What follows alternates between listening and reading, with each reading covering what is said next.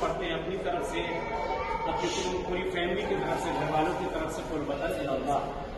اللهم صل على محمد وآل محمد، اللهم صل على محمد وآل محمد۔ بسم اللہ الرحمن الرحیم۔ السلام على اہل لا الہ الا اللہ، من اہل لا الہ الا اللہ، یا اہل لا الہ الا اللہ، بحق لا الہ الا اللہ، کیفا وجدتم قول لا الہ الا اللہ، من لا الہ الا اللہ، یا لا الہ الا اللہ، بحق لا الہ الا اللہ۔ اور یہاں 1 2 3 4 یہ 4 پتھر ملا کر ایک قبر ہے۔ ایک قبر میں 4 لوگ ہیں، یہ پتھر نکالا گیا، ٹھیک۔ جنازے کو ایسے نیچے لے گئے، سب سے زمین کے اوپر وہ جنازہ نیچے لٹایا گیا، اس کو بند، اس کے اوپر 3 باکس ہیں، اس میں رکھا گیا بند، اوپر رکھا گیا بند، آخری والا رکھ کے بند۔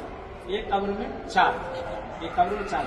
وہاں سے وہی بہتر ہے، اپنی نماز، اپنا روزہ، اپنا حج، اپنی خیر، اپنا خیرات، یہ اولاد کے اوپر نہ چھوڑیے گا نماز پڑھنے کا، یہ اپنی پڑھنے وہی بہت بڑا کمال ہے۔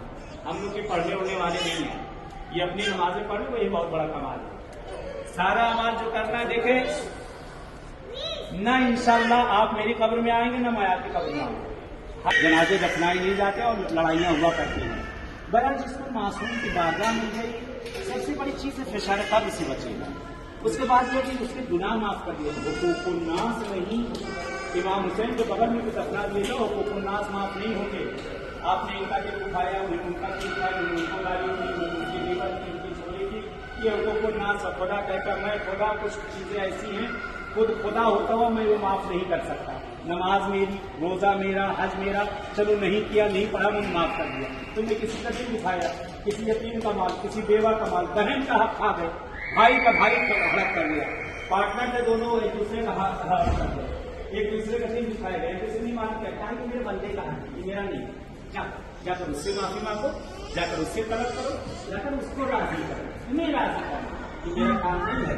میں اپنا والا تو چلو چھوڑ دے رہا ہوں، کوئی بات نہیں، لیکن اپنے بندے کا حق وَمَن يَعْمَلْ مِثْقَالَ ذَرَّةٍ خَيْرًا دیکھیں اپنے یہاں ہندوستان میں دستور نہیں ہے خبروں پہ چلنا۔ میں اپنے لکھنؤ کا حال بتاؤں، میرے یہاں لکھنؤ میں خود میرے والد کی قبر یا کسی عزیز کی قبر اگر اس پر کوئی چل جائے تو لاٹھی ایک تک گھر تک جو چھوڑنے سے آئیں گے، تو کم وقت میری بات ہی کچھ الگ تھا، دوڑاتے ہوئے اسے وہاں تک۔ لیکن ایران، عراق، یہ سارے عرب ممالک یہاں جائیں گے تو قبریں سب زمین پر بنی ہوئی ہیں۔ مدینے میں بھی آتے ہیں، وہاں بھی اکثر زمین پہ لوگ اس پر چلتے ہیں، لوگ اس پر چلتے ہیں، کیوں چلتے ہیں؟ بہرحال قبروں پہ چلنے کا ثواب ہے اور اجر، اگر اس کو حدیث سے واضح کروں تو بہتر ہے۔